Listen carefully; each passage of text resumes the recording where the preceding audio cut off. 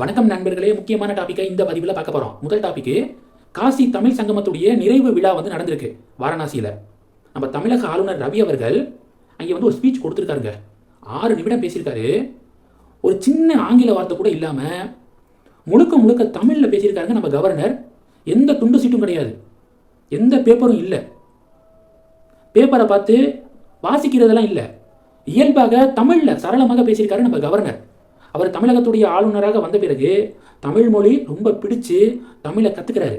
தமிழை கற்றுக்கிட்டு இப்போ அவரே ஸ்டேஜில் பேசக்கூடிய அளவுக்கு உயர்ந்திருக்காரு. வேற லெவல் ஸ்டாண்டிங் ஓவேஷன் கிடச்சிருக்கு கவர்னருடைய தமிழ் ஸ்பீச்சுக்கு. 6 நிமிட வீடியோ. டைம் இருந்தால் யூடியூப்பில் சர்ச் பண்ணி நீங்கள் பாருங்களேன்.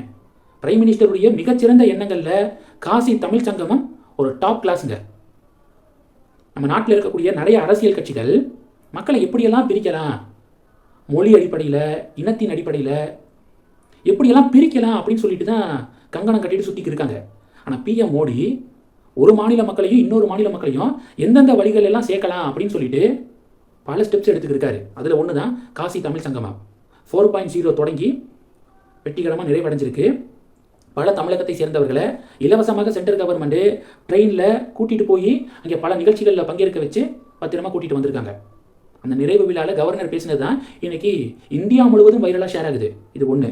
ரெண்டாவது டாபிக் என்ன பார்க்க போகிறோம், போதைப்பொருள் நடமாட்டத்தை எப்படி கண்ட்ரோல் பண்ணலாம், எப்படி தடுக்கலாம் அப்படின்னு அண்ணாமலை கடந்த காலத்தில் பேசு தமிழா பேசு யூடியூப் சேனலில் கொடுத்த நேர்காணலில் பேசியிருக்காரு. அந்த வீடியோ இப்போ ட்ரெண்டிங்காக ஷேர் ஆகுது. திருத்தணியில் வடமாநில தொழிலாளர் மீது 4 சிறுவர்கள் மைனர்ஸ் பார்த்தீங்கன்னா தாக்குதல் நடத்தினானுங்களே. தாக்குதல் நடத்தும் போது எல்லாம் கஞ்சா போதையில் இருந்ததாக காவல்துறை சொல்கிறாங்க. 17 வயது சிறுவனுக்கு கஞ்சா எப்படி கிடச்சிச்சு? அப்போ போதைப்பொருள் நடமாட்டம் தமிழகத்தில் அதிகமாக இருக்குது. இதை டிஎன் கவர்மெண்ட் எப்போ முற்றுப்புள்ளி வைக்க போகிறாங்க அப்படிங்கிற ஒரு டிபேட் நடந்துட்டு இருக்கா. இதற்கு தான் அண்ணாமலை கடந்த காலத்தில் பேசின வீடியோ இப்போ ட்ரெண்டிங்காக ஷேர் ஆகுது. அண்ணாமலை சொல்கிறாரு, ட்ரக்ஸை பொறுத்த வரைக்கும், போதைப் பொருளை பொறுத்த வரைக்கும் கேட்டகரியாக நம்ம பிரிக்கணும். அந்த ட்ரக் கேட்டகரியில் லாஸ்ட் லெவலில் இருக்கிறது கஞ்சா, அதுக்கு முன்னாடி இருக்கிறது ஓபியம் அப்படின்னு சொல்கிறாங்க, அதுக்கு முன்னாடி ஹெராயின், அது எல்லாத்துக்கும் முன்னாடி சிந்தட்டிக் ட்ரக்ஸு, இப்படி கேட்டகரி இருக்குது. இதில் கஞ்சாவை எடுத்துக்கிட்டீங்க அப்படின்னா இந்த கஞ்சாவை 200 கிலோமீட்டர் சுற்று வட்டாரத்தில் தான் கல்டிவேட் பண்ணி விற்பனை செய்ய முடியும். 200 கிலோமீட்டரை தாண்டி விற்பனை செய்கிறாங்க அப்படின்னா அதுக்கு போதிய ஃபினான்சியலாக அது ஒரு ப்ராஃபிட்டை கொடுக்காது விற்பனை செய்கிறவங்களுக்கு. அப்போ 200 கிலோமீட்டர் தான் அதனுடைய சுற்றளவு. அந்த 200 கிலோமீட்டருக்குள்ளே எந்தெந்த ஸ்பாட்டில் இதை கல்டிவேட் பண்ணுறாங்க கஞ்சா செடியை அப்படிங்கிறத ஆய்வு செய்து அதுக்குன்னு தனியாக ஒரு டீம் போட்டு இப்படி ஆக்ஷன் எடுத்தால் கஞ்சாவை ஒழிக்க முடியும்.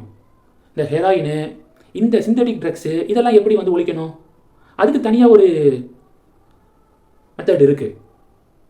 நார்கோட்டிக்ஸ் கண்ட்ரோல் பியூரோவோட டிஎன் போலீஸ் கைகோர்த்து நார்கோட்டிக்ஸ் கண்ட்ரோல் பியூரோ பல ஆப்ரேஷன்ஸை நடத்துகிறாங்க.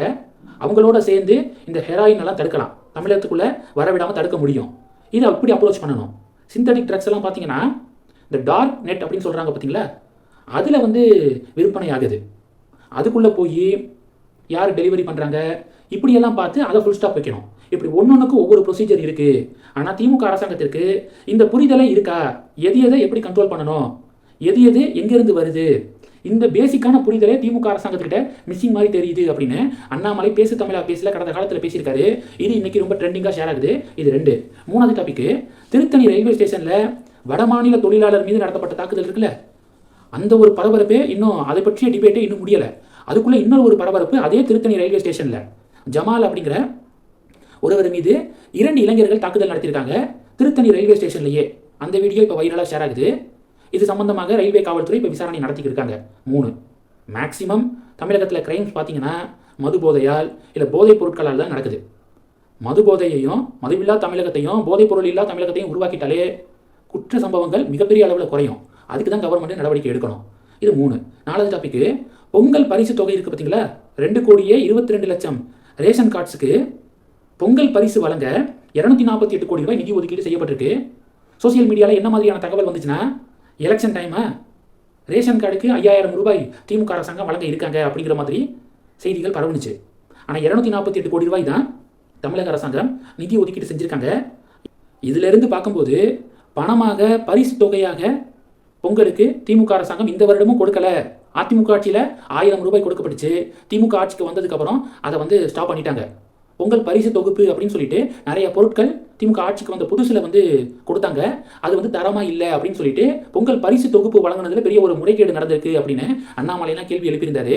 அடுத்த வருஷத்துலேருந்து அதை ஸ்டாப் பண்ணி 1 கிலோ பச்சரிசி, 1 கிலோ சர்க்கரை, ஒரு கரும்பு இதை மட்டும் கொடுத்து வராங்க.